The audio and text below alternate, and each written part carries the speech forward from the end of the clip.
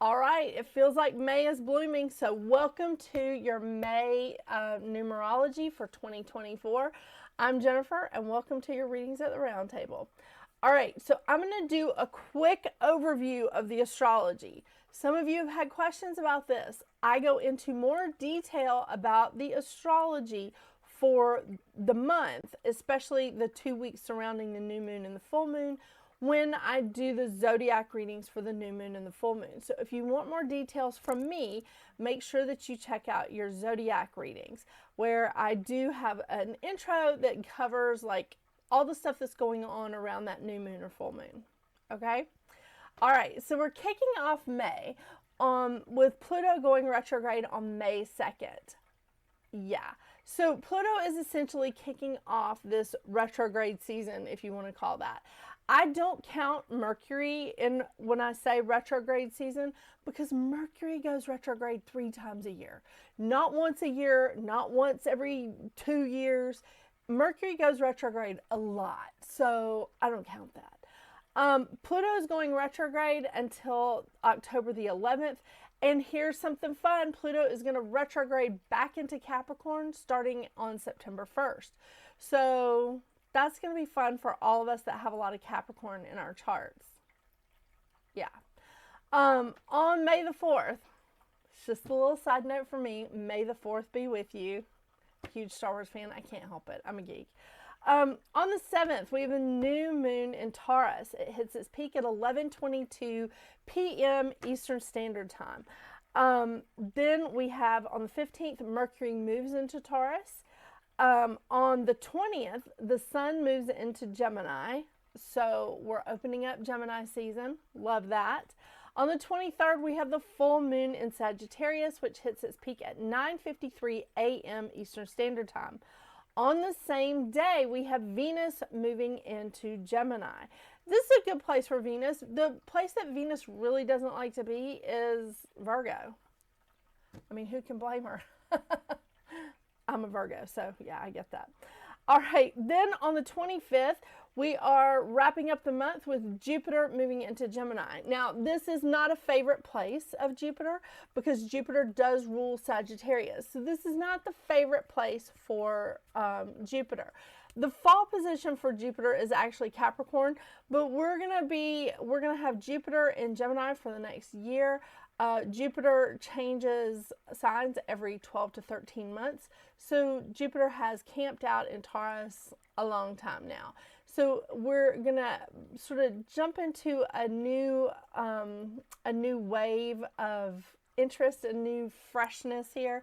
And I am going to go into this in greater detail when I do the full moon and Sagittarius readings for the zodiac signs. So for May, we are ending the month with 3 planets in air plus Sun and South Node. So we've got Jupiter, Venus, and the Sun in Gemini.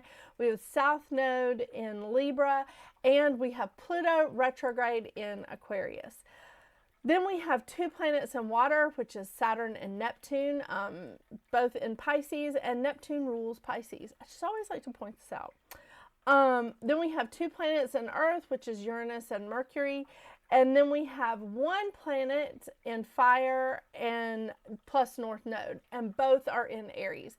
Mars and North Node are in Aries right now. And Mars loves being in Aries because Mars rules Aries. Oh, I know. It's great. I really think that May is going to be a wonderful step in to right before we get to that summer energy. You know, it's like the end of spring, but we're stepping into summer. I think this is going to be a wonderful time for it. I'm so excited about it. I can't wait to talk to you more about this Pluto retrograde and Jupiter moving into Gemini. But again, make sure you check out your zodiac readings from me if you want to hear this information from me. If you don't, that's okay. There's a million of us on YouTube, so check them out. All right, so I am going to be pulling from 2 card decks today, the usual Goddess Guidance Oracle deck and the Healing Oracle Crystal Reading cards.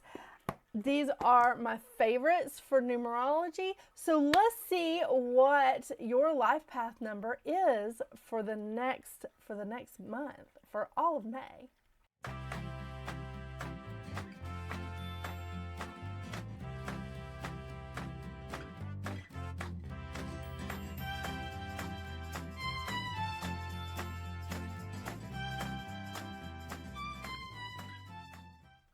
Hello, Life Path 1. All right, May for you is a 5-month. Yeah. So May for you is going to be a lot of changes. 5 is a time of changes. It's a lot of fun, actually. 5 is a great number, like for a day, for a year, for like a life path number. It's a lot of fun. There's a lot of changes going on. It's a wonderful time. It truly is. 5 is not the number you want for like an address for your business. You want your business to be stable, but we all need a lot of changes coming into our lives. We don't want to stay stagnant. So bringing in this 5 energy for you in May is really great. I mean, we got Pluto going retrograde. It's awesome. This is a time of passion. It's a great time of energy. This is a great time to be really social and get out there and mix it up. This is an energetic, gregarious time. This is going to make you feel really dynamic. Like, go get it. Go get it. You can do it. Now, the thing is, though, it's a little unpredictable. So it can be a little bit of a seesaw here, having ups and downs, because what we're looking at here is pivotal changes. The great thing is that you can be versatile and adaptable during this time. If you stay versatile, if you stay flexible, if you stay adaptable to the things that are going on around you, you're gonna have a lot of freedom. You're gonna feel like a lot of movement. You're gonna feel like the jack of all trades, that you really can do anything. This is truly a wonderful time to follow your passion. It is. The mantra of the 5 is I am energy, creative action, rejuvenating, dynamic, inspiring, and passionate. Oh yeah, passionate. It's really wonderful. The shadow sides of a 5 here is having a hard time, a difficult time harnessing the energy that we feel during this time, because when you are in a 5-month or a 5-year, you feel energetic and you're just like, oh my gosh, I got all this energy. I just want to keep going and keep going. The thing is, you want to pace yourself. You want to make sure that you're pacing yourself and move in moderation and not just rush to use all this wonderful energy that you have. Pace yourself, okay? So that's one of the shadow sides, is difficulty harnessing that energy. Then we also have like unable to move beyond imagine limitations, because all the limitations that we are feeling are imagined. They are. I know you'll go, no, this is a limitation I definitely have that I can't get around. Okay, well, we can explore that. We can explore that. But most of the limitations that we have here, people, are imagined. Then we also have challenges.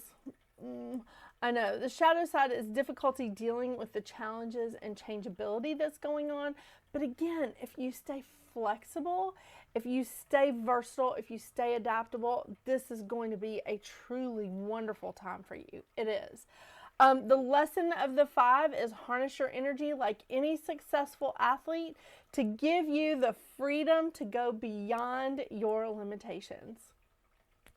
Harness that energy as it comes into you. I think this is a great and fantastic number. I have been accused of not liking the energy of the 5. That is absolutely not true. I just don't think that we should have like that as our address on a business that we are trying to keep stable. I know. Just one woman's opinion. That's all. All right. So let me tell you one. With you taking an opportunity to grab that leadership and just say, hey, I can do this, and like expressing the inspirational ideas that are coming into you, showing confidence in yourself, this is a great time for you. Bringing in that 5 energy is going to show how resourceful you are. It's going to show what a leader you are. This is going to give you a great opportunity to really like show off your individuality and to show off the fact that you have a lot of courage and You can see the potential when maybe other people can't. And I think that this is just a really great time. Again, you get to use your resourcefulness, you get to show what a leader you are. And I want to remind you of your mantra, which is I am inspiration. I fearlessly direct my creative ideas into action. And here's an opportunity for you to do something like that. Be versatile, be adaptable. This is a time of changes and a time of fun. I know. All right, Life Path 1, let's see what advice cards we get for you for this lovely month of May. I think the only thing that I could see that might be like a little bit of an issue here is that one of your shadow sides is doubt, which brings you to a place of insecurity and isolation. And that's not where you want to be. So again, pace yourself with the energy this month, because I think that if you pace yourself with the energy of the 5, you'll have enough energy to get you through the whole month, and there you won't have any room for doubts. I like that. Yeah. All right, let me switch the cameras. Ooh, Lakshmi, bright future. I like that. Okay, and the crystal cards. And again, the crystal cards are one of 2 card decks that I actually read from the book from, because they just have so much information. I have to like share that. These books are fantastic founts of knowledge, but these are the two card decks that I actually read from the book are the crystal reading cards and the Moonology cards. It's chock full of information. Can't get away from that.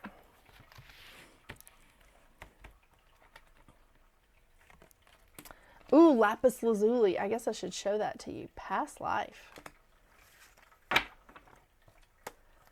All right. I've got glasses here somewhere. All right. So the first of the advice cards is Lakshmi, bright future. Stop worrying. Everything is going to be fine. Oh, I like that. Oh, do you worry a lot? I could kind of see that a 1 would worry. Yeah. I mean, it's part of that insecurity. All right.